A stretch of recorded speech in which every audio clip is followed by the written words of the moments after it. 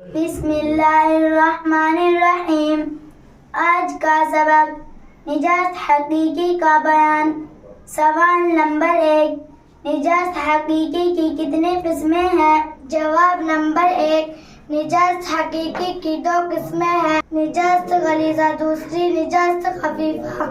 سوال نمبر 2، نجاست غلیظہ اور نجاست خفیفہ کسے کہتے ہیں؟ جواب نمبر 2، جو ناپاکی کے سخت ہو اسے نجاست غلیظہ کہتے ہیں اور جو نجاست کے ہلکی ہو اسے نجاست خفیفہ کہتے ہیں۔ سوال نمبر 3، نجاست غلیظہ کتنی ہیں؟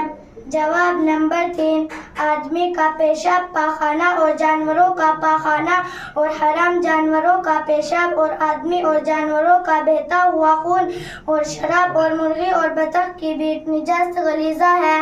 سوال نمبر 4، نجاست خفیفہ کیا کیا چیزیں ہیں؟ جواب نمبر 4، حلال جانوروں کا پیشاب اور حرام پرندوں کی بیٹ نجاست خفیفہ ہے۔ سوال نمبر 5،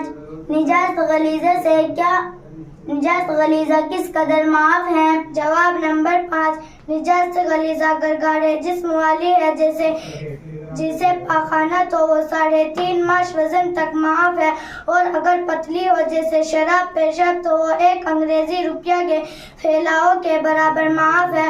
معاف ہونے کا مطلب یہ ہے کہ اگر نجاست بدن یا کپڑے پر لگی ہو اور نماز پڑھ لے تو نماز ہو جائے گی مگر مکروہ ہوگی، اور قصداً اتنی نجاست بھی لگی رکھنا جائز ہے۔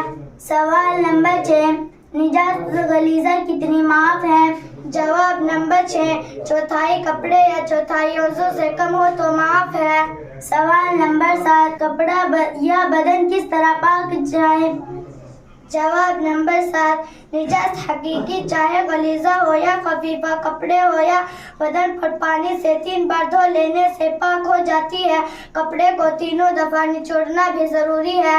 سوال نمبر 8، پانی کے سوا اور کسی چیز سے بھی پاک ہو سکتی ہے یا نہیں؟ جواب نمبر 8، ہاں، جو چیزیں پتلی اور بہنے والی ہے جیسے سرگ یا تربوز کا پانی، ان کے ساتھ دھونے سے بھی نجاست حقیقیہ پاک ہو جاتی ہے۔